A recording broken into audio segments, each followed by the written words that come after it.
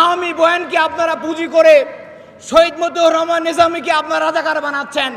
আমরা বলতে চাই, যদি হাসিনার ক্যাঙ্গারু ট্রাইব্যুনালের মাধ্যমে মতিউর রহমান নিজামী যিনি শহীদ হয়েছেন তিনি রাজাকার হন, তাহলে তারেক রহমান আপনি নিজেও 21 গ্রেড মামলার একজন হামলাকারী এবং একজন আসামি। যদি আল্লামা সাইদি সাহেব রাজাকার হয়ে থাকেন, তাহলে জিয়া অরফানেজ ট্রাস্ট দুর্নীতি মামলায় তারেক রহমান আপনি একজন টাকা আত্মসাৎকারী এতিমদের।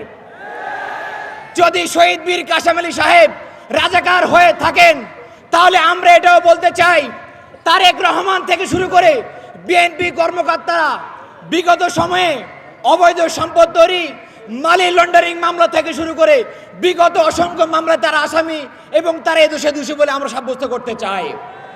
আমরা বলতে চাই, আর কত রক্ত চান? বিগত 5 মাসে 300 জন কর্মীকে আপনারা আপনাদের খুন করেছেন, 700 জন নাগরিককে আপনারা খুন করেছেন। শুধুমাত্র বিগত ঈদুল ফিতরে 148 কোটি টাকা আপনারা বাড়তি ভাড়া আদায় করেছেন। কত টাকা, কত টেন্ডার আপনাদের লাগবে?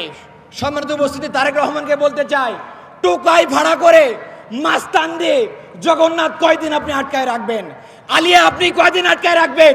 1 দিন, 2 দিন, 1 সপ্তাহ, 1 মাস, এরপরে আপনি কোথায় যাবেন? মনে রাখবেন, ছাত্র শিবিরের রক্তকে যারা জায়েজ মনে করেছে তারা ইতিহাসে সবচেয়ে বড় ভুল করেছে। আমরা বিশ্বাস করি আপনি দোষীদেরকে সাংগঠনিক শাস্তির আওতায় নিয়ে আসবেন এবং তাদের উপরে একাডেমিক শাস্তি আপনারা বর্তাবেন।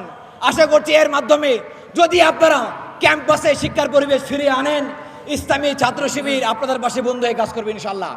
আগামী দিনে একটি সুন্দর ক্যাম্পাস, সম্প্রীতির ক্যাম্পাস, একাডেমিক ক্যাম্পাস, শান্তির ক্যাম্পাস বিনির্মাণে আমরা সবাইকে পারস্পরিক বন্ধু হিসেবে কাজ করতে চাই।